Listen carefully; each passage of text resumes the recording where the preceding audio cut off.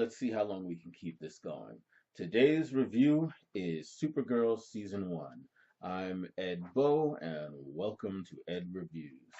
As I said, we're reviewing the first season of the Supergirl TV show, which is currently on the CW. I think it was on another network during Season 1, I don't remember. Um, it's set in the DC television multiverse, so it's sort of the same multiverse as Flash and Arrow, but it is not the same actual universe as Flash and Arrow.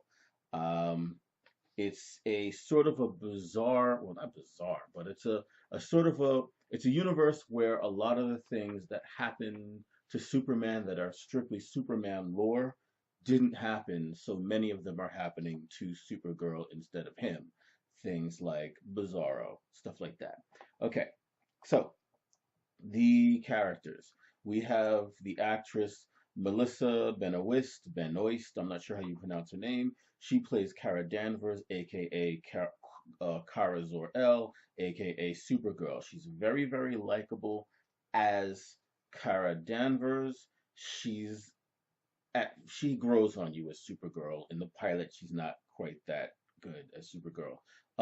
You have an actress named Shyler, I think her name is Lee, as Shyler Lee as Alex Danvers. That is Kara Danvers' older adopted sister. She's an officer, she's an agent of the DEO, which is a sort of an underground clandestine organization that sort of protects the United States from aliens and whatnot.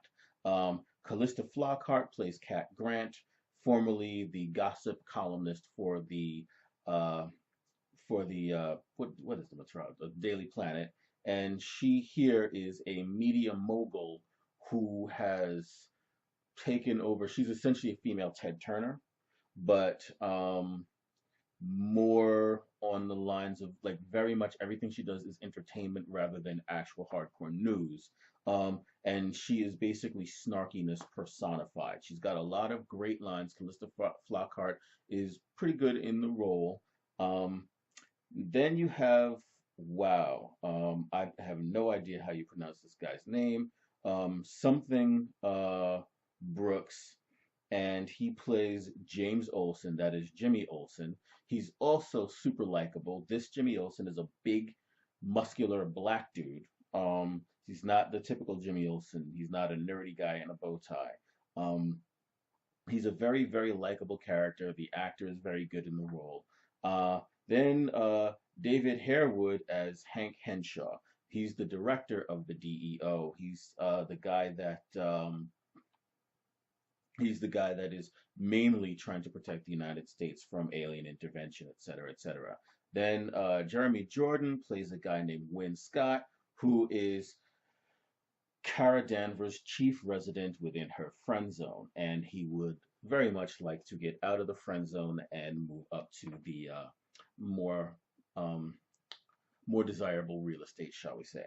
Um, Everyone in the show is pretty good in their roles. There are a few cliches and so on, but it's a all in all a pretty good cast doing a pretty good job. So the plot, um, the pilot episode basically comes down to this: Kara Danvers works, Supergirl doesn't. Special effects are a little bit shoddy, and the show is almost note for note that Saturday Night Live skit. Uh, Black Widow Age of Me, yeah, it is a feminist nightmare in the pilot episode. Um, the actual beginning after the pilot, it gets much better. There's a few bumps, and occasionally the show shows extremely bad logic. Essentially, the writers will occasionally talk about something like the law, and they will get the American legal system completely wrong. Things just don't work that way. For example, a crime scene in an office building, in real life, the owner of the office building doesn't have the right to refuse the authorities um, investigating on their property. They can just basically claim, I have a business to run, and send the authorities home. You can't do that in real life. In this show, you can.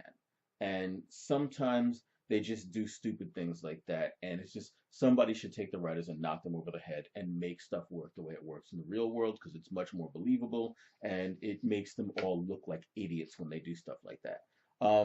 The middle of the show, the show really hits its stride in the middle of the season. It stays fun. There's still a few logical flaws in the show, but for the most part, the plot moves. There's an underlying storyline. They kind of take a very long time to develop the actual main bad guy plot, but it's less really about that for the most part. That's basically just something setting up the season finale. It's mostly a show of villain of the week, and it does that fairly well.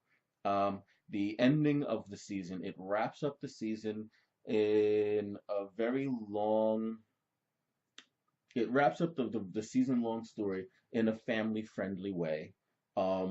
It sets up season two a bit, but for the most part, it's a fairly self contained story. Um, it's good, it's decent. There aren't too many bad plot elements here, not too many stupid logical errors, but for the most part, it works. The upside of the show, it's has fun, likable characters, the plot moves, and it's very, very, very kid friendly. The downside of the show is it occasionally dumps logic or facts just to move the story along or to halt the story when the story is moving too fast. And also, I will always believe that separating the DC properties into separate universes is a mistake. Supergirl should take place in the same universe as Arrow and Flash. She simply should. The fact that she doesn't really doesn't help the show in any way at all. Um, so, the score 3 stars. I give this TV show, season one, 3 stars. If you're a diehard superhero fan, if you're a DC superhero fan, I could even see someone giving it 3.5 stars. My score is 3 stars. Even though I am a diehard superhero fan, I just can't get past those logical dumps. But 3 stars, Supergirl season one, decent show, decent show. I will continue watching. Uh, and thank you for watching me, even though I'm not Supergirl.